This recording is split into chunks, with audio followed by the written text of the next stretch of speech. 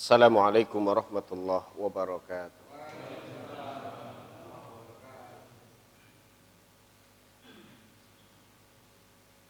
Innal hamdalillah nahmaduhu wa nasta'inuhu wa nastaghfiruhu wa nastahdihi wa natubu ilaih wa na'udzu billahi min syururi anfusina wa min sayyiati a'malina. May yahdihillahu fala mudilla lahu wa may yudlil fala hadiya lahu. Asyhadu an la ilaha illallah wa asyhadu anna Muhammadan abduhu wa rasuluh sallallahu alaihi wa ala alihi wa sahbihi wa baraka wa sallam. Ya ayyuhalladzina amanu ittaqullaha haqqa tuqatih wa la tamutunna illa wa antum muslimun. Amma ba'd. Para sesepuh Musholla Al-Jihad, semoga senantiasa Allah muliakan, agar pengurus DKM dan jamaah salat maghrib rahimakumullah. Alhamdulillah, bersyukur kepada Allah bisa jumpa lagi dengan jamaah Al-Jihad dalam kondisi sehat walafiat, dan sudah mendekati Idul Adha, karena jarak sekarang ke Idul Adha lebih dekat sepertinya dibandingkan jarak kita dari Idul Fitri yang telah lalu. Alhamdulillah, Allah Subhanahu wa taala masih meneguhkan iman dalam kalbu kita, menganugerahkan taufik untuk ibadah dan istiqomah dalam ketaatan kepadanya. Dan semoga Allah Subhanahu wa taala menjaga nikmat ini hingga akhir hayat kita, dan sepanjang hidup kita tidak terhalangi dari beribadah dan taat kepadanya. Karena hidup dalam kacamata iman adalah menghasilkan pahala. Hidup yang sesungguhnya adalah yang diisi dengan ibadah dan ketaatan. Oleh karenanya, kita senantiasa berzikir ketika bangun dari tidur. Alhamdulillahilladzi ahyana ba'dama amatana wa ilaihin nusyur. Segala puji bagi Allah yang telah menghidupkan kami setelah sebelumnya mematikan kita dalam tidur kita. Wa ilaihin nusyur, dan hanya kepadanya kita akan dihimpun. Sehingga apabila Allah Subhanahu wa taala kembali berikan kehidupan untuk kita, maka tidak ada yang kita lakukan kecuali mempersiapkan untuk hari perhimpunan tersebut. Ya. Oleh sebab itu, seorang muslim akan memanfaatkan hidup yang Allah berikan untuk ibadah dan taat kepadanya, dengan menyadari betul bahwa dengan itu dirinya akan mendapatkan kemuliaan. Maka Syekhul Islam Ibnu Taimiyah rahimahullahu taala berkata, "Fakamalul makhluqi fi tahqiqi ubudiyatihi lillah." Kesempurnaan makhluk itu terletak pada realisasi praktek pengamalan ibadahnya kepada Allah Subhanahu wa taala. Fakullama izdada al-'abdu tahqiqan lil-'ubudiyah izdada kamaluhu wa 'alat darajatuh. Maka setiap kali bertambah realisasi ibadahnya kepada Allah Subhanahu wa taala, akan bertambah pula kesempurnaannya dan akan semakin tinggi derajatnya. Maka orang yang diberikan usia yang panjang dan bisa memanfaatkan usia itu untuk ibadah kepada Allah taala disifati dengan khairun nas, sebaik-baik manusia. Man tala umruhu wa hasunat amaluh. Ya. Man tala umruhu wa hasuna amaluh. Orang yang panjang usianya dan bagus amalnya. Dan seburuk-buruk orang adalah yang diberi usia panjang namun tidak menghasilkan amal-amal soleh. Oleh sebab itu Rasulullah sallallahu alaihi wasallam selalu berdoa. Yang inti dalam doanya itu ketika masih hidup jangan sampai berada dalam satu kondisi yang absen dari ibadah dan ketaatan. Di antaranya adalah doa yang tertera di dalam Sahihain, ya, yang statusnya muttafaqun alaih dari Anas bin Malik radhiyallahu taala anhu, bahwa Nabi sallallahu alaihi wasallam senantiasa berdoa, Allahumma inni a'udzubika minal ajzi wal kasal wal jubni wal haram wa a'udzubika min fitnatil mahya wal mamati wa a'udzubika min adzabil qabri. Dari berapa perkara? Berlindung dari kelemahan dan malas. Berlindung dari sifat pengecut dan al-haram. Al-haram itu tua renta sampai dalam kondisi seperti anak kecil. Hilang ingatannya, tidak lagi bisa mengetahui sudah sholat atau belum. Ya, kemudian berlindung dari fitnah kehidupan dan kematian, dan berlindung dari azab kubur. Ya Allah, sesungguhnya aku berlindung kepadamu dari al-ajzi wal kasal, dari kelemahan. Yang dimaksud dengan al-ajzu adalah adamul qudrah alal hilah an-nafi'ah, tidak memiliki kekuatan, tidak memiliki kemampuan untuk mengerjakan sesuatu yang manfaat. Contohnya Bapak, lemah, punya kemauan tapi tidak mampu. Ya. Di antaranya cacat, di antaranya sakit, ya. Di antaranya terlalu miskin sehingga mau sedekah tidak bisa. Dan berlindung kepadamu dari al-kasali, dari malas. Malas itu adamul iradah alal hilah an-nafi'ah ma'a wujudil qudrah. Orang tidak memiliki kemauan untuk melakukan hal yang manfaat walaupun dia punya kekuatan. Dan ini salah satu penyakit yang sangat-sangat berbahaya. Saking bahayanya di antara isti'adah Nabi sallallahu alaihi wasallam adalah dari dua hal ini. Dalam pagi hari dan sore hari kita juga membaca doa perlindungan dari kelemahan dan kemalasan. Ya. Malas ada kalanya muncul dari dalam diri seseorang yang disebabkan oleh lemahnya iman. Oleh lemahnya iman. Karena iman dalam pandangan Ahlussunnah wal Jamaah sangat atau menjadi satu kesatuan antara keyakinan di dalam hati dengan amalan anggota badan.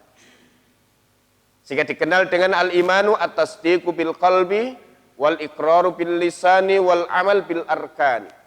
Yang dimaksud iman adalah membenarkan dengan hati, mengucapkan dengan lisan, dan mengamalkan dengan anggota badan. Al-imanu yazidu wa yanqusu. Iman itu bertambah dan berkurang. Yazidu bi ta'ah wa yanqusu bil maksiyah. Bertambah dengan ketaatan dan berkurang dengan kemaksiatan. Dan ketaatan serta kemaksiatan itu akan benar-benar mempengaruhi kondisi keimanan. Dengan ketaatan bertambah, dengan kemaksiatan akan berkurang. Ya. Dan hati yang baik pun, yang diisi dengan keimanan yang baik, itu akan senantiasa mengelahirkan ketaatan-ketaatan kepada Allah Subhanahu wa ta'ala. Maka lemahnya iman, ya, ini yang paling sering menyebabkan seseorang malas dalam ibadah kepada Allah Subhanahu wa ta'ala. Lemah dalam keyakinan kepada Allah, lemah terhadap janji-janji dan ancaman dari Allah Subhanahu wa ta'ala. Ya. Sehingga kemudian dirinya enggan untuk ibadah kepada Allah Subhanahu wa taala dan tidak bersemangat untuk mengejar apa yang Allah janjikan di sisinya kelak di kehidupan akhirat.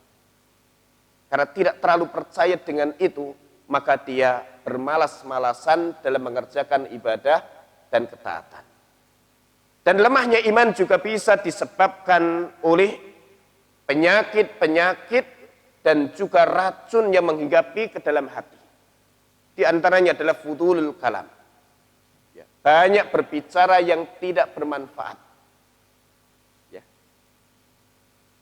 Di antara fudulun nazar, ya, melihat dengan pandangan liar, ya, tidak mampu mengendalikan matanya. Kemudian di antaranya adalah fudulut ta'am, makan berlebihan, sehingga diikuti dengan minum yang banyak.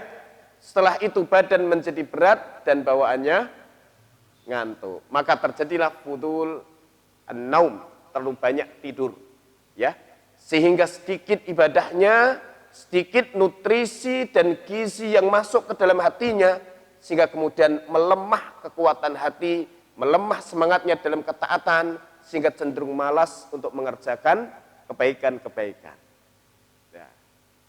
Maka biasanya kalau Ramadan itu kita semangat ibadah, Pak, ya.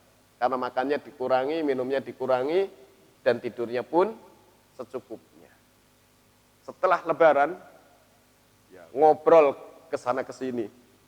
Lihat orang dengan pakaian bagus, bukan hanya sesama jenis, tapi juga lawan jenis. Makanan, wah, jangan ditanya lagi. Ya, banyak makan, banyak minum, akhirnya banyak tidur. Jam 11 sudah berat sekali mata untuk melek, ya, akhirnya banyak tidur. Ya. Kemudian yang kelima adalah fudul al-mukhalatah. Terlalu banyak gaul dengan orang. Ya, baik secara di dunia nyata. Ya, banyak nongkrong sampai larut malam. Ya kan? Atau di dunia maya, aktif dalam grup-grup media sosial, sehingga sibuk dengan sesama sampai lupa kepada Allah Subhanahu wa taala, lupa zikir kepadanya, berkurang bacaan Al-Qur'annya, tidak ada waktu lebih untuk munajat kepada Rabb-nya. Akhirnya hati pun ya banyak teracuni dengan hal-hal tadi, sehingga iman yang ada di dalamnya pun terkena dampaknya. Akibatnya malas mengerjakan ibadah berat, menjalankan ketaatan-ketaatan kepada Allah Subhanahu wa taala. Dan ini akan menjadikan orang itu rugi karena diberi hidup tidak menghasilkan amal saleh. Ya. Demikian pula berlindung dari sifat pengecut, takut mendapatkan resiko dalam mengerjakan kebaikan atau saat menolak keburukan-keburukan dan kemungkaran. Ya, takut tidak bisa makan, takut dipecat kalau menolak perintah yang berlawanan dengan syariat, ya. Takut nanti jatuh, akhirnya tidak pernah pergi ke masjid. Maka di antara yang dimanfaatkan oleh setan melalui COVID-19 adalah menanamkan ketakutan berlebihan dalam diri seseorang, sehingga kemudian mengurungkan kebaikan-kebaikan yang bisa untuk dia kerjakan. Itu al-jubn. Ya. Kemudian al-haram. Ya, al-haram ini kalau dibahasa kasarkan agak menyinggung, yaitu pikun gitu kan. Ya. Tua, masih makan, masih minum, masih hidup, ya, tetapi tidak bisa menegakkan hak Allah Subhanahu wa taala. Maka Nabi SAW berlindung dari hal ini. Ya. Dan ya, apa buruknya kondisi ini sampai beliau berlindung kepada Allah dengan minimal 3 redaksi. Ya. Di antaranya dalam hadits riwayat Bukhari di sahihnya, yang dicantumkan juga oleh Ibnul Hajar di dalam Bulughul Maramnya, yang beliau posisikan ya di urutan doa sebelum salam. Doa sebelum salam. Ya. Allahumma inni a'udzubika minal bukhli wa a'udzubika minal jubni wa a'udzubika an uradda ila ardalil umuri. Ya Allah, aku berlindung kepadamu dari kemalasan, dari bakhil, berlindung kepadamu dari sifat pengecut, berlindung kepadamu dari dikembalikan kepada usia yang paling hina, yang paling buruk, yaitu usia pikun terlalu tua sehingga kemudian ya masih hidup dan masih makan, masih minum, ya, namun dia tidak bisa mandiri, menyusahkan orang dari sekitarnya, dan tidak bisa menegakkan ibadah kepada Allah Subhanahu wa Ta'ala, karena kemuliaan hidup itu terletak pada ibadah, pada ibadah. Maka jangan bercita-cita diberi usia sampai 150 tahun, nanti ya, nyusahin orang di sekitarnya. Dan boleh jadi diberi usia panjang itu, tetapi tidak bisa menegakkan ibadah kepada Allah Subhanahu wa Ta'ala.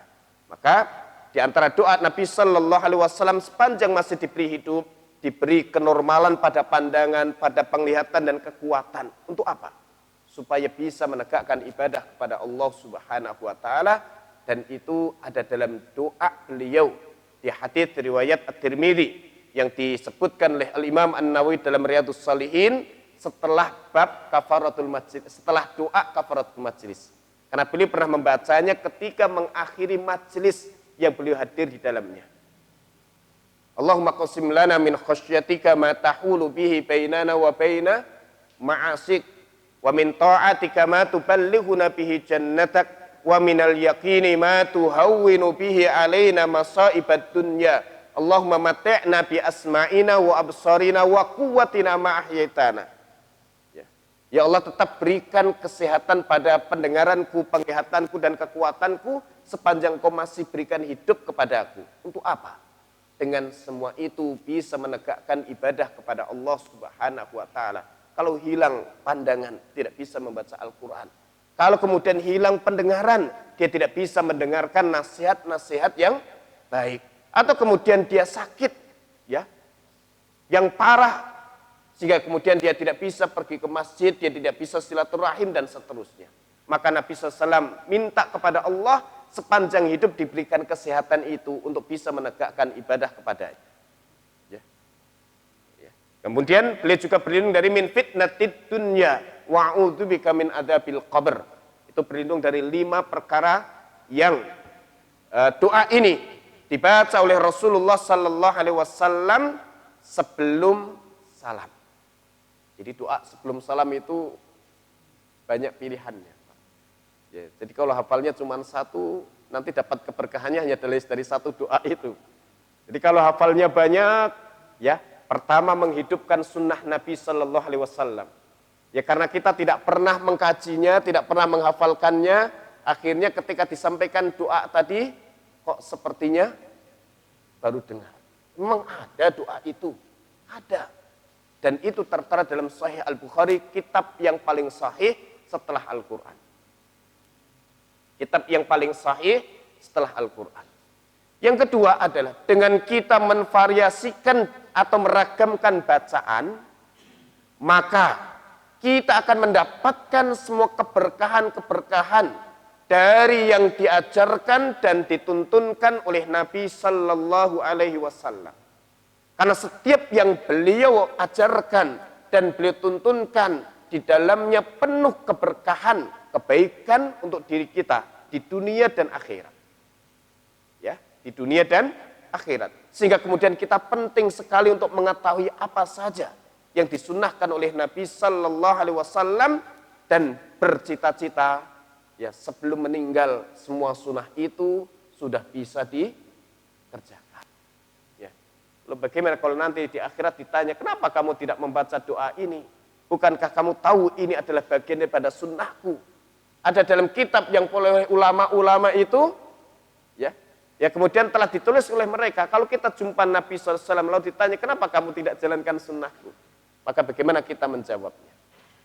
Kemudian yang ketiga, ya, dengan meragamkan bacaan-bacaan tersebut, maka akan membantu kekhusyuan kita dalam ibadah.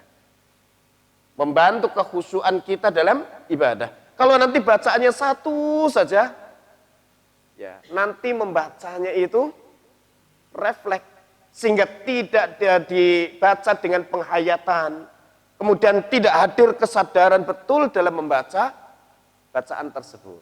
Tapi kalau diganti-ganti, kita akan konsentrasi sehingga akan lebih bisa khusyuk. Dan itu salah satu tips meraih kekhusyuan dari 33 tips yang diberikan oleh Syekh Muhammad bin Salih Al-Munajjid rahimahullahu ta'ala. Barakallahu fikum. Dan yang ketiga, Nabi SAW berlindung kepada Allah dalam zikir pagi dan sore hari, wasu'il kibari. Ya. Rabbi ini a'udzubika minal ajzi wal kasal. Ya. Wa'udzubika min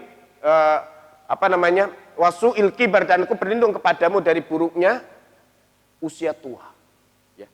Atau usia tua yang tidak menghasilkan ibadah. Ya kan? Allahumma inni as'aluka khaira ma fi hadhihi lailati wa khaira ma ba'daha wa a'udzubika min syarri ma fi hadhihi lailati wa syarri ma ba'daha. Rabbi a'udzubika minal ajzi wal kasali wa su'il kibar wa a'udzubika min adzabin finnar wa adzabin fil qabr. Itu zikir di sore hari, ya. Dan Nabi SAW setiap pagi dan sore berlindung dari kondisi tua, renta, yang sampai pada usia pada kondisi pikun, karena masih hidup tapi tidak menghasilkan ibadah. Barakallahu fikum. Nah, kembali kepada malas, ya. Dan ini salah satu doa yang Nabi SAW juga banyak berlindung darinya. Yang malas itu bisa disebabkan oleh lemahnya iman. Yang malas itu bisa disebabkan lemahnya keikhlasan untuk Allah Subhanahu wa ta'ala. Maka orang yang tidak ikhlas, dia akan cenderung malas dalam menjalankan ibadah dan ketaatan. Itulah orang-orang munafikin yang dalam hatinya tidak ada kecintaan kepada Allah, tidak tumbuh keimanan yang benar kepadanya, dan tidak ada keikhlasan dalam ibadah yang mereka kerjakan. Mereka masih mengerjakan ibadah, tetapi tidak ada keikhlasan. Sehingga saat mereka menegakkan ibadah itu, mereka menegakkannya dengan malas-malasan. Lalu kenapa nampak di beberapa kondisi mereka rajin? Rajinnya bukan karena Allah, tapi rajinnya yura'unan nasa. Mereka itu selalu mencari perhatian manusia. Maka kalau dipuji, tambah semangat. Kalau tidak ada yang memuji, turun semangatnya. Kalau dicaci, tidak kerjakan kebaikan itu sama sekali. Itu ciri orang yang tidak ikhlas. Ini disampaikan oleh Ali bin Abi Thalib radhiyallahu taala anhu. Sehingga di dalam surah An-Nisa 142. Ya. Innal munafiqina yukhadi'una Allah wa huwa khadi'uhum wa idza qamu ila sholati qamu kusala yura'una an-nasa wa la yadhkuruna Allah illa qalila. Sesungguhnya orang-orang munafikin itu selalu berusaha menipu Allah. Ya, berusaha menipu Allah dengan apa? Dengan ibadah dan ketaatannya. Dengan pengakuan-pengakuannya. Maka dalam surah Al-Baqarah ayat yang ke-8, sifat pertama orang munafikin yang disebutkan di dalam Al-Quran adalah apa, Pak? Wa minan nasi may yaqulu amanna billahi wa bil yaumil akhir wa ma hum bimumin. Ada sebagian manusia itu yang suka memamerkan keimanan mereka. Oh, kami iman kepada Allah, iman kepada hari akhir. Tapi sebenarnya mereka tidak beriman. Kenapa mereka suka mendemonstrasikan keimanan dan kesalahan mereka itu? Karena mereka ingin menipu Allah dan menipu orang-orang beriman. Tapi tidak ada yang bisa berhasil mereka tipu kecuali diri mereka sendiri. Dan kerjaan mereka itu banyak bohong, banyak dusta. Dan itu membuat hati mereka bertambah penyakitnya. Sehingga kemudian mereka mendapatkan adab yang pedih dengan apa yang mereka lakukan itu. Tapi barakallahu fikum, ini urutan daripada sifat orang munafikin di awal surah Al-Baqarah. Ya. Sehingga orang munafikin selalu berusaha menipu Allah. Ya. Tapi mereka tidak berhasil menipu. Allah lah yang berhasil memperdayakan mereka. Sehingga fituhyanihim ya'mahun. Di dalam kesesatan mereka itu terombang-ambing. Ya. Maka bagaimana sifat mereka dalam ibadah? Wa idza qamu ila sholati qamu kusala. Kalau mereka berdiri mengerjakan sholat, mereka berdiri dengan malas-malasan. Maka sifat orang munafikin di dalam mengerjakan sholat fardu 5 waktu itu mengerjakannya dengan malas-malasan. Maka orang beriman saat mengerjakan sholat fardu tidak boleh malas. Tidak boleh malas. Maka Ibnu Abbas radhiyallahu taala anhuma dalam mengomentari ayat ini membandingkan antara orang beriman dengan orang munafikin. Karena orang munafikin tidak ada keimanan kepada Allah, tidak ada kecintaan kepadanya dan kepada ibadah, tidak ada keikhlasan dalam pengabdian mereka kepada Allah Ta'ala. Maka mereka pun bermalas-malasan dalam ibadah itu. Lalu Allah singkat, apa sebab mereka kok masih mau mengerjakan ibadah? Yura'unan nasa, karena ingin mendapatkan pengakuan dari manusia, bukan pengakuan dari Allah Ta'ala. Maka mereka memperlihatkan amal mereka kepada orang banyak supaya diakui mereka bagian daripada kaum muslimin. Begitu. Maka kadang suka pamer haji, pamer umroh, pamer tilawah, pamer sedekah, pamer santunan-santunan mereka. Berbeda dengan orang beriman. Yang keimanannya kepada Allah mantap, kecintaannya kepada Allah itu sempurna dan mereka ikhlas dalam ibadah yang mereka kerjakan. Maka ketika mengerjakan ibadah sholat, mereka kerjakan dengan penuh kegembiraan. Dengan wajah yang berseri-seri, dengan semangat yang begitu kuat. Karena dia tahu dengan sholat itu, Allah siapkan ampunan untuknya. Ya, Allah siapkan ampunan untuknya. Allah akan mengampuni dosa-dosanya. Dengan sholat yang ia kerjakan, Allah akan mengijabah doa-doa mereka. Dan dengan itu Allah akan berkahi hidup mereka. Maka selemah-lemahnya semangat orang beriman itu tidak boleh melemah dan malas dalam sholat fardu. Ya, dalam sholat fardu. Maka dalam hadits riwayat Ahmad dalam musnadnya dengan 2 jalur pertama dari Abdullah bin Amr ibn al-As radhiyallahu taala anhu, Nabi SAW menyampaikan, inna likulli amalin syirrah, sesungguhnya setiap amalan itu ada masa semangatnya. Walikulli syirratin fatrah, dan pada masa semangat itu ada masa turunnya. Ya, masa Ramadan semangatnya tinggi, baca Al-Qur'annya juga luar biasa, sholat malamnya demikian, sedekahnya demikian. Masuk Syawal semua turun. Kok berat sekali ya? Ya Pak ya, betul kan? Biasanya di Ramadan qobliyah ba'diyah terjaga dengan baik. Di Syawal habis assalamualaikum warahmatullahi, assalamualaikum warahmatullahi, langsung blek, gitu kan? Kan begitu. Ya, baca Al-Qur'annya, baca 1 halaman saja begitu berat. Padahal di Ramadan 1 juz 1 hari. Ya kan? 1 juz 1 hari. Atau sehari 1 juz. Memang perjalanan ibadah seperti itu. Jiwa itu ada masanya mulai melemah semangatnya. Ya kan?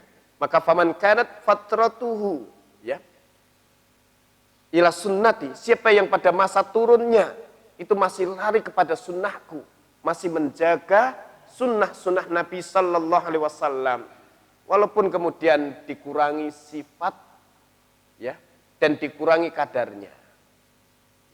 Biasanya sholat malamnya di Ramadan bisa 11 rakaat atau bahkan nambah sampai 21 rakaat.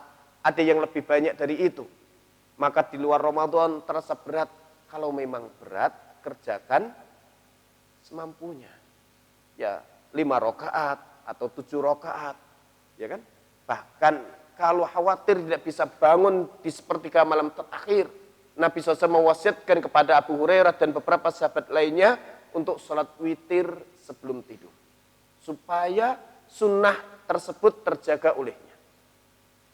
Kalau sholatnya dengan berdiri itu berat, sholat malam dengan berdiri berat, sholat qobliyah atau ba'diyah itu dengan berdiri kayaknya kok badannya lunglai, maka boleh sholat dengan duduk. Sunnahnya tetap terjaga. Maka dengan ini diharapkan akan segera kembali pulih semangatnya seperti sedia kala. Dan amal yang dicintai oleh Allah Subhanahu wa taala adalah madawama alaihi sahibuh, yaitu amal yang dikerjakan secara kontinu oleh pelakunya. Itu disukai oleh Allah Subhanahu wa taala. Bukan kemudian sholat malamnya sampai 30 sekian rakaat. tapi besoknya tidak sholat malam lagi. Ini tidak Allah suka. Maka Allah menyukai orang itu kontinu dalam beramal. Sampai kemudian kalau kondisinya sedang berat seperti itu, karena capek, lelah, atau karena memang ya lagi terasa berat untuk beramal, maka dikurangi kadar dan sifatnya. Sampai sedemikian Nabi SAW memberikan resep sehingga beliau pun pernah sholat sunnah dengan duduk. Ya kan? Karena saat beliau merasa berat untuk berdiri. Ya. Kalau masih terasa berat lagi untuk menjaga amal-amal sunnah, itu patokannya adalah ya, tidak meninggalkan yang fardu. Dan itu perkataan daripada Umar bin Al-Khattab radhiyallahu taala anhum, innalil qulubi iqbalan wa adbaran. Sesungguhnya hati ini memiliki masa semangat menyambut kebaikan dan masa ogah-ogahan untuk mengerjakan kebaikan. Ya. Fa idza aqbalat fakhuduha bin nawafil. Kalau lagi semangat hati itu untuk taat, kerjakan amal-amal sunnah yang banyak. Ya. Wa idza adbarat, tapi kalau lagi memang masa futur, masa melemahnya itu datang, maka fakhuduha falzimu al-faraid, maka pegang teguh yang fardu, tidak boleh malas. Ada dua jenis kemalasan yang dicela di dalam mengerjakan amal fardu. Pertama, mengerjakannya dengan malas-malasan. Yang kedua, sampai meninggalkannya. Kalau sudah seperti ini, faqad halak, sungguh dia telah binasa. Sungguh dia telah binasa. Ya. Tapi barakallahu fikum, lah ini yang kemudian dianjurkan oleh Nabi SAW dalam redaksi yang lain dari jalur Abi Hurairah radhiyallahu taala anhu, fa in kana sahibuhu saddada au qaraba farjuhu. Kalau orang yang lagi lemah semangatnya itu, dia berusaha untuk berlaku lurus, untuk senantiasa menjaga amal taqarrubnya kepada Allah Subhanahu wa taala, maka berharaplah orang itu termasuk orang soleh, orang yang dirahmati oleh Allah Subhanahu wa taala. Tapi ada orang yang kemudian di masa turunnya dia tetap memompa semangatnya, kerjakan hanya karena mengharapkan telunjuk manusia itu ditujukan kepadanya. Kalau yang mereka kejar seperti ini, maka fala ta'uddu. Ya, jangan engkau masukkan mereka dalam orang-orang yang soleh yang dirahmati oleh Allah Subhanahu wa ta'ala. Kan ada orang itu yang kemudian di masa tidak sukanya dia tetap lakukan. Kenapa kok melakukan itu? Karena takut nanti dipandang rendah oleh orang. Ya. Kehilangan simpati dari orang-orang yang ada di sekitarnya. Ada yang tipe seperti itu, dan itulah orang munafikin. Maka yura'unan nasa, mereka selalu mencari perhatian manusia. Wala yadhkurunallaha illa qalila, dan tidak berzikir kepada Allah kecuali sedikit. Dan dalam surah At-Taubah ayat yang ke-54 dengan makna yang hampir serupa, wala ya'tunas salata illa wahum kusala, dan mereka tidaklah mendatangi salat kecuali mendatanginya dalam kondisi malas-malesan. Kondisi malas-malesan, enggak ada semangat. Ya. Maka kalau seseorang mengalami kondisi seperti itu saat mengerjakan salat fardu, maka hendaknya dia menyadari khawatir kenifakan itu mulai menyusup dalam hatinya. Dan itu yang dikhawatirkan oleh para sahabat, sehingga Ibnu Abi Mulaikah mengatakan, aku mendapati 30 sahabat Nabi semua takut kenifakan atas diri mereka. Ya. Dan Imam Al-Hasan Al-Basri mengatakan, ya, ma khafan nifaqah illa mu'min, tidaklah takut kepada kemunafikan kecuali dia orang mukmin. Wa ma aminahu illa munafik, dan tidaklah merasa aman dari kenifakan itu kecuali orang munafik. Jadi orang beriman itu khawatir kalau hatinya itu dihinggapi penyakit nifak. Ya, bukan hanya nuduh orang itu munafik, itu bukan. Tapi khawatir kenifakan itu ada dalam diri kita, dan apabila itu terus ada dalam diri ini dan kemudian mempengaruhi ibadah dan ketaatan kita sampai kemudian merubah orientasi dan tujuan serta obsesi kita, maka lama kelamaan ya itu akan menghalangi hati kita dari Allah Subhanahu wa taala, dan orang itu benar-benar dicap oleh Allah sebagai seorang munafik. Wal iyadzubillah. Ya. Maka ciri orang munafik adalah malas mengerjakan amal soleh. Maka kalau orang mengalami kondisi seperti itu, hendaknya dia segera menyadari ada penyakit yang hidup dalam dirinya, segera dia obati dengan membaca Al-Quran, ya, dengan banyak berzikir, dengan banyak istighfar, dengan banyak mentadabburi Al-Quran, ya, dan menyadari tentang kewajiban ibadah dan ikhlas kepada Allah Subhanahu wa Ta'ala. Ya, terkadang kita lepas kontrol terhadap diri ini, gitu kan?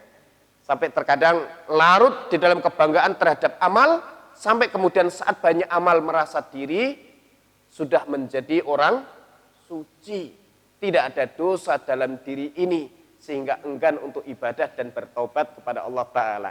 Dan itu salah satu penyakit hati. Tapi barakallahu fikum. Nah, kayaknya serius dari awal sampai akhir, Pak. Ini ngobati malas itu berat. Ya, kenapa kok saya pilih ini? Karena ini sedang menghinggapi diri saya, ya kan? Sehingga ini juga untuk menterapi diri itu kadang kita perlu untuk mengkaji, karena apabila malas itu kita biarkan dan berlarut-larut, kita akan jadi orang rugi. Kita jadi orang rugi. Mau korban malas, apalagi nanti muncul pengecutnya. Ya, nanti kalau saya korban nggak bisa bayar sekolah, ya kan? Muncul sifat pelitnya, ya, korban di al-jihad, patungannya 3 juta Mas Eno, ya, dapatnya cuma 3 kilo, ya 3 kilo saya beli saja di pasar. Muncul sifat pelitnya, tidak perhatian kepada orang-orang yang ada di sekitarnya, sampai kemudian mengalirkan darah hewan korban untuk Allah Ta'ala pun juga jadi pelit, dan ini penyakit. Kalau sudah seperti itu akan tertinggal dari amal saleh, dan kalau tiba-tiba meninggal dunia, ya, apalagi di sini kan usianya semua di atas usianya Eril, Emeril bin Ridwan Kamil. Ternyata yang masih muda mau belajar ke Swiss, bahkan sudah punya sertifikat diving, gitu kan? Ya, dia punya lisensinya, ya, dan kemudian berenang bahkan menolong 2 saudaranya. Tapi qadarullah wa masyaa'a fa'al, ya, takdirnya sampai ke Swiss. Dan begitulah takdir Allah Subhanahu wa Ta'ala, takdir kematian atas seseorang semua misteri, ya kan? Sehingga ada seseorang yang berada dekat dengan satu majelis dengan Nabi Sulaiman. Lalu kemudian malakul maut datang. Dia lihat orang tadi, sampai orang tadi pun ketakutan, ya kan? Sampai orang tadi pun ketakutan. Lalu kemudian dia minta kepada Nabi Sulaiman supaya perintahkan kepada angin membawanya ke India. Ya. Maka Nabi Sulaiman sempat bertanya kepada malakul maut, kenapa kamu ngeliatin orang tadi? Orang itu Allah perintahkan kepadaku untuk mencabutnya besok di India. Tapi kenapa dia masih di sini? Ya kan? Ternyata kemudian dia minta kepada Nabi Sulaiman, karena takut bahwa diberitahu bahwa itu malakul maut, takut dia. Maka kemudian minta supaya beliau perintahkan angin membawa dirinya ke India, dan dibawa ke India, dan di sanalah dicabut nyawa. Itulah misteri kematian. Ya. Pak Karyadi di mana meninggalnya? Dimanapun, ya, dan kapanpun, ya, yang kita minta adalah dalam kondisi istiqomah, kan? Istiqomah, masya Allah. Ya. Barakallahu fikum. Nah, malas. Apa sebab malas lainnya? Ya, tidak ada keikhlasan. Sebab malas lainnya, salah satunya adalah banyak maksiat. Banyak mengerjakan perbuatan maksiat. Ya, banyak mengerjakan perbuatan dosa dan makan makanan yang haram. Itu akan bisa menyebabkan orang malas dalam ibadah. Dan ini yang diantara yang disebutkan oleh Ibnul Qayyim dalam kitabnya Ad-Da'u wad-Dawa, penyakit dan obat. Ya, maka diantara dampak buruk penyakit dan maksiat disebutkan sangat banyak. Terutama kepada hati, yang dimana hati itu menjadi raja bagi anggota tubuh. Kalau hatinya baik, seluruh ucapan dan perbuatannya baik. Tapi kalau hatinya sakit, lemah, maka ucapan dan perbuatan itu pun juga akan buruk, ya kan? Akan rusak, ya. Sehingga, ya, Kalau seseorang banyak melakukan kemaksiatan, banyak berdosa, hatinya itu akan lemah, semangat mengerjakan kebaikan. Bahkan dengan maksiat ini itu seseorang akan dihalangi dari mengerjakan ketaatan-ketaatan. Wa minha, di antara dampak buruk dosa dan maksiat adalah hirmanut ta'ah, dihalangi dari mengerjakan ketaatan.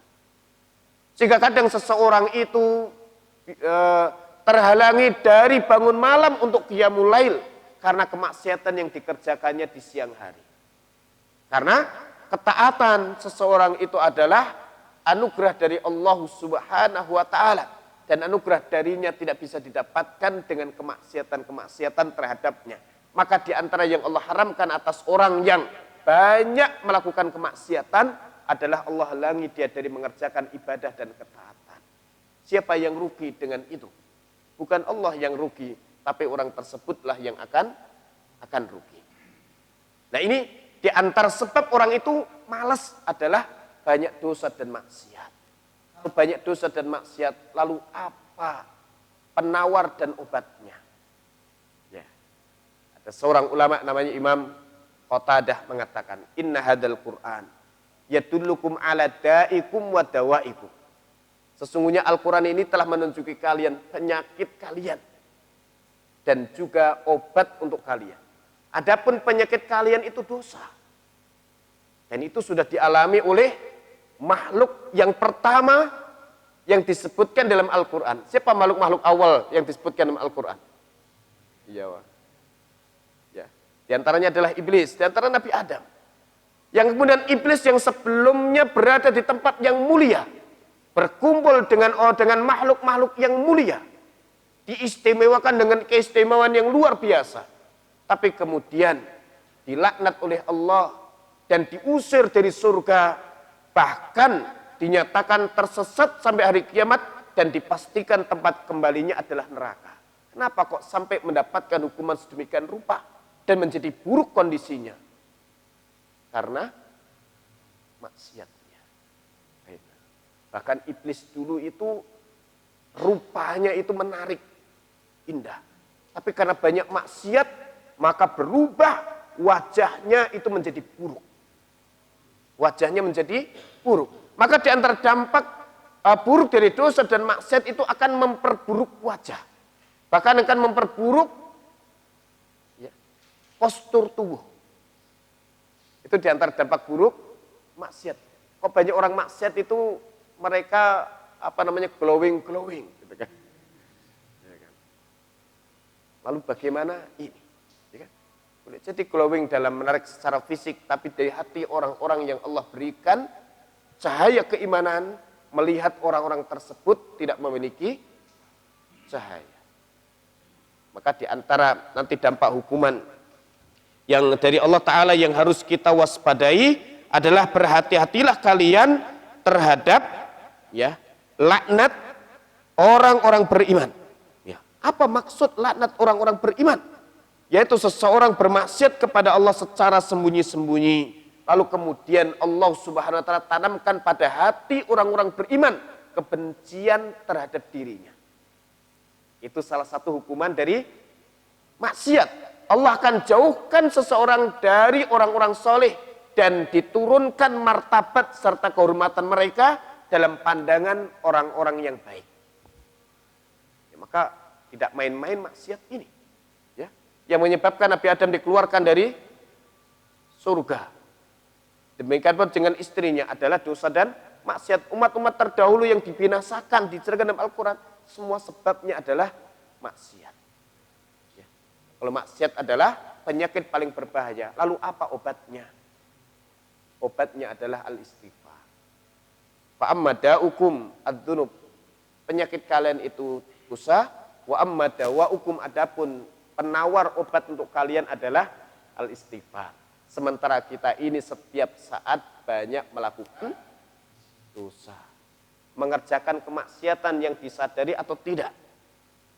Maka perkataan Ibnu Taimiyah rahimahullahu taala, fal abdu daiman ya baina ni'matin minallah yahtaju fiha ila syukrin. Seorang hamba itu senantiasa berada di antara nikmat dari Allah yang ia butuh syukur kepadanya. wa dzambin minhu, dan berada di antara dosa kepada Allah, yahtaju fihi ilal istighfar, sehingga setiap saat dia pun butuh kepada istighfar. Setiap saat dapat nikmat, tapi setiap saat dia pun juga selalu berdosa kepada Allah Ta'ala. Sehingga nikmat menuntut dia untuk bersyukur, sementara dosa menuntut dia untuk istighfar. Sampai pada taraf ini, maka kesimpulannya kalau orang itu bersyukur dan banyak istighfar, beruntung hidupnya. Beruntung hidupnya. Ya. Maka di antara dampak buruk maksiat, sehingga kemudian yang menimbulkan orang itu malas, dihalangi dari ketaatan. Ini yang kemudian harus benar-benar kita waspadai. Kalau sudah tahu seperti itu, maka hendaknya memperbanyak istighfar. Dan setiap saat kita membutuhkan istighfar. Tapi barakallahu fikum. Di antara dampak sebab orang itu malas adalah seseorang berada dalam lingkungan yang buruk. Ya, pulang kampung, ya. Di kampungnya orang kalau nyetel musik itu keras-keras. Wanitanya nggak ada yang pakai jilbab yang benar. Bahkan banyak juga yang pakai celananya pendek-pendek. Nah, itu kampung saya, maka nggak betah saya di sana. Ada rumah yang kosong, ada kemudian tanah yang luas, itu kan? Bahkan kalau ngitarin tanah pun juga sudah cukup dibuat olahraga. Tapi nggak betah sana. Kenapa? Ya Allah, lihat orang-orang sholat Jumat, saya sholat Jumat. Saya musafir itu ada rukhsah, tapi saya tetap sholat Jumat, saya kayak ingin dengerin khutbah. Tetapi tetangga kanan kiri ini, lah, mereka kok nggak sholat Jumat? Sampai kemudian ditanya-tanya, yes, ngurusin rumah untuk anak. Ya, demi anak masuk neraka juga nggak apa-apalah. Gitu kan. Sampai begitu. Waliyadzubillah. Maka bersyukur kepada Allah, jamaah al-jihad ini banyak. Ya, kalau sendirian Mas Saino di sini, maka lama-kelamaan pun juga lari dari masjid. Mungkin. Tapi kenapa kok betah di sini dan kemudian punya semangat dalam ketaatan? Itu karena ada saudara-saudara yang bersama kita. Maka wa'tasimu bihablillahi jami'a wa la tafarraqu. Itu setelah ya ayyuhalladzina amanu ittaqullaha haqqa tuqatih. Orang tidak bisa takwa dengan baik sampai meninggalnya dalam kondisi husnul khatimah kecuali kemudian dia berpegang teguh dengan tali Allah. Dan yang kedua adalah di antara yang bisa menguatkan ketakwaannya adalah dia bersama-sama dengan saudaranya. Maka diingatkan terhadap nikmat ukhuwah, jangan dirusak karena kita punya semangat. Pak Bambang punya semangat itu juga karena ada jemaah yang lain, Pak Bambang, ya. Ya begitu. Maka bersyukur kepada Allah, ya Allah, jaga persaudaraan kami, jaga persatuan kami, dan lindungi kami dari godaan setan yang ingin memecah belah kami. Barakallahu fikum. Kita dengarkan adzan dulu, sudah masuk waktu. Nanti ada tanya jawab setelah.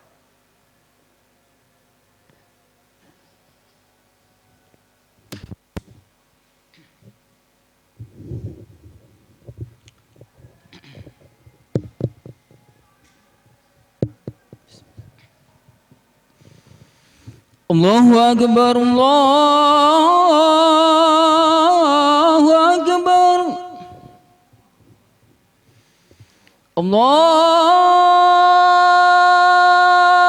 Akbar, Allahu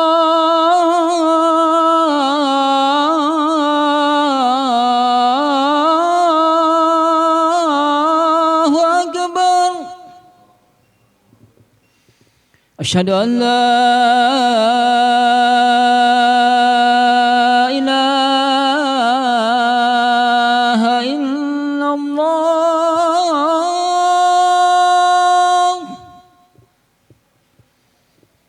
أشهد أن لا إله إلا الله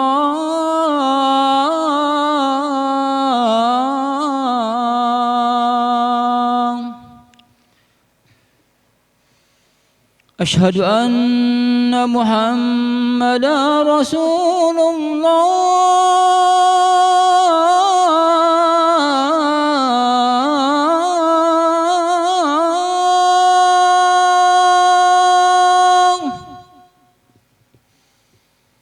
أشهد أن محمدا رسول الله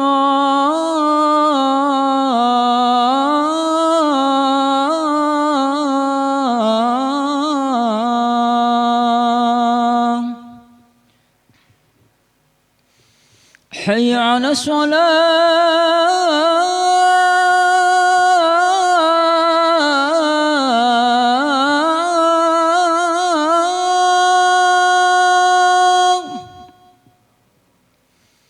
حي على الصلاة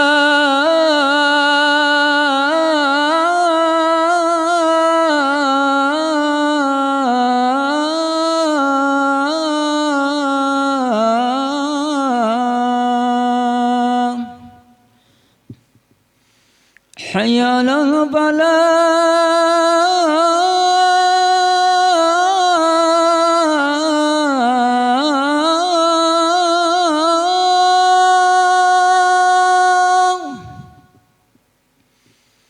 حي على الفلاح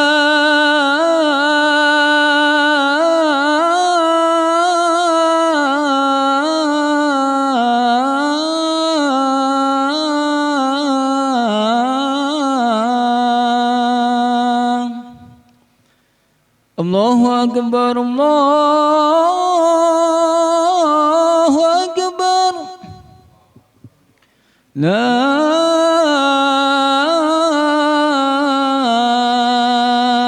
إله إلا الله.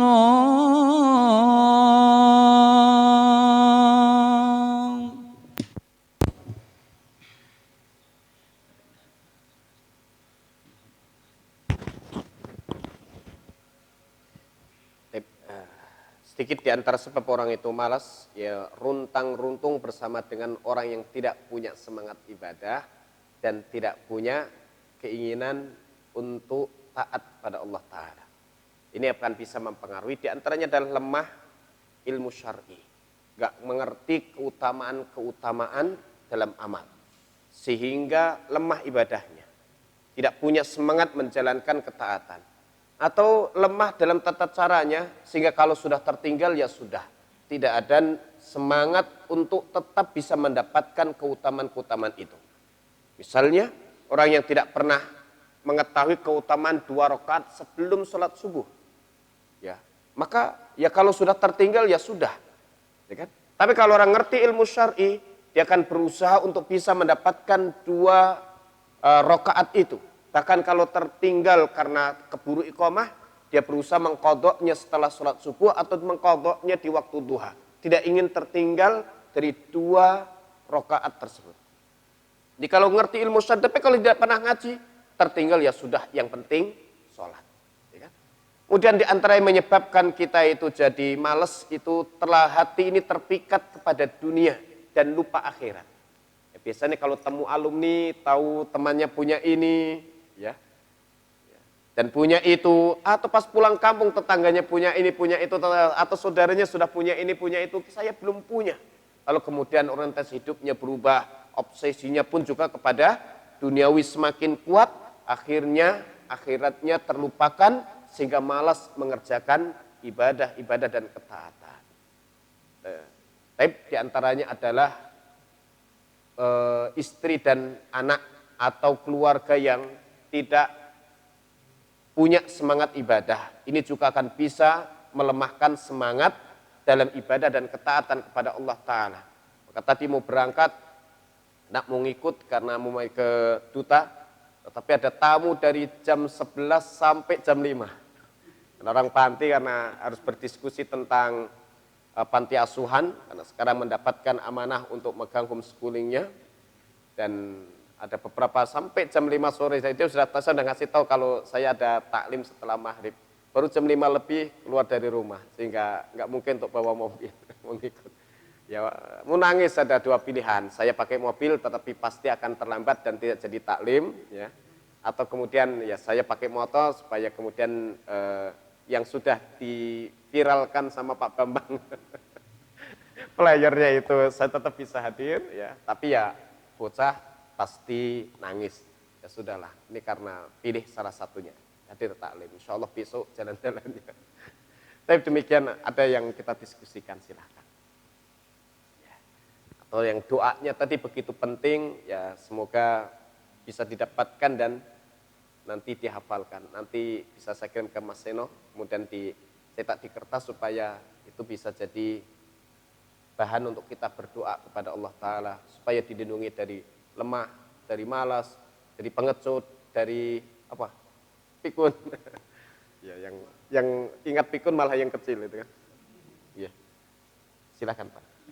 Ya.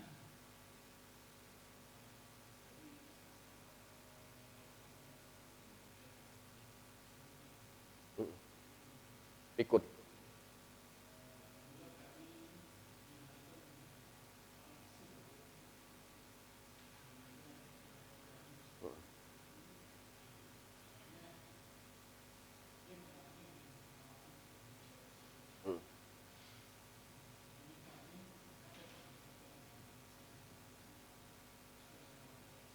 Iya.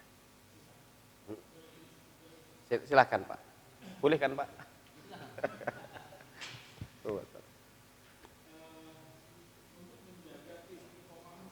Ya.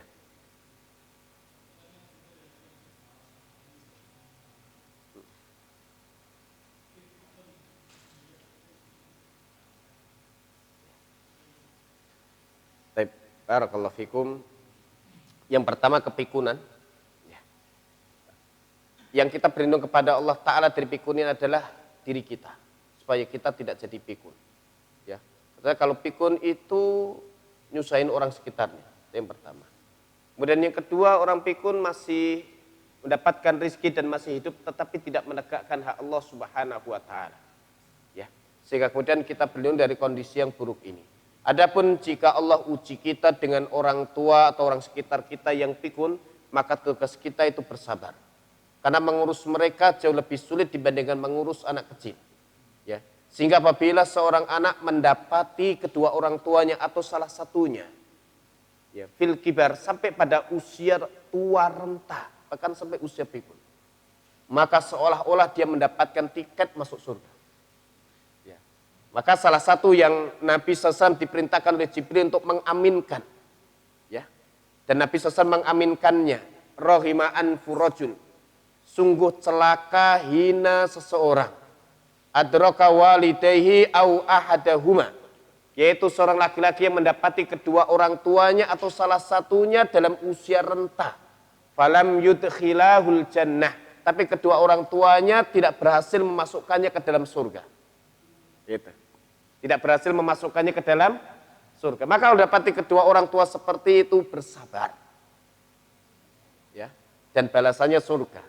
Dan surga itu mahal dan pasti akan tidak harus didapatkan dengan sesuatu yang sangat berat.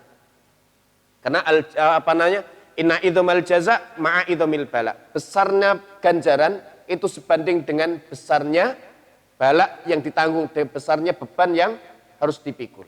Maka karena beratnya seperti itu dijanjikan dengan surga. Sampai kalau gagal masuk surga, padahal mendapati orang tuanya yang renta, orang tuanya yang pikun seperti itu, dan dia malas berkhidmat karena memang tidak untungnya lebih secara materi duniawi. Maka di Cina dan di negeri-negeri barat itu, kalau orang tuanya itu sudah sepuh, itu dititipkan ke panti asuhan. Ya, panti jompo. Ya. Maka dalam pandangan Islam, saatnya anak itu mendapatkan keberkahan dan surga dengan sebab itu. Kemudian terapi untuk malas, ya ini harus satu materi sendiri. Tapi yang paling pendek adalah sadari bahwa Allah ciptakan kita untuk ibadah kepadanya. Dan kemudian apabila malas itu datang, maka kita akan absen dari tugas istimewa itu. Oleh karenanya berlindung kepada Allah dari kemalasan. Nah, doanya apa? Ini harusnya ada ujian. Itu pentingnya ngaji untuk amal. Kalau ngaji hanya untuk hiburan, isinya jiping, ya sudah selesai, ya sudah. Yang penting kita terhibur. Ya, sudah ini. Tapi kalau ngajinya untuk amal, ya setelah disampaikan ada doa, berusaha untuk dihafali. Masya Allah, maka semakin ngaji itu semakin banyak bebannya. Kalau nggak ingin punya beban, jangan ngaji.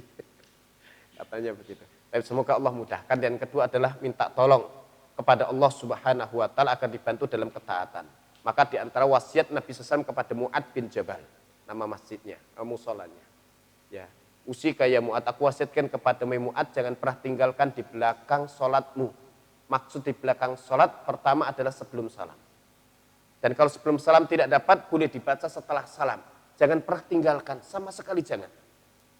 Yaitu untuk membaca Allahumma a'inni ala dzikrika wa syukrika wa husni ibadatik. Riwayat Ahmad, riwayat Abu Dawud dan yang lainnya dan hadisnya sahih. Ya Allah, bantu aku untuk zikir kepadamu, syukur terhadap nikmatmu dan menegakkan ibadah yang baik untukmu. Kalau Allah tolong mengerjakan hal ini, maka kita berarti terhindar dari kemalasan. Itu beberapa tipsnya, dan tips lainnya cukup banyak disebutkan oleh Syekh Umar bin Nasir Al-Ulwan dalam kitabnya Al-Futur, ya, sebab dan terapinya. Dan Allah wa iyyakum ajmain. Dari ibu-ibu tidak ada? Karena pertemuan yang dulu diprotes, karena ibu-ibu ada yang mau tanya kok. Baik, alhamdulillahirabbil alamin. Ya, kita telah selesai kajian malam hari ini, dan mohon maaf apabila ada kalimat yang kurang berkenan, dan semoga Allah mengampunkan dosa dan kesalahan kita semuanya. Subhanakallahumma bihamdika asyhadu an la ilaha illa anta astaghfiruka wa atubu ilaik. Wassalamualaikum warahmatullahi wabarakatuh.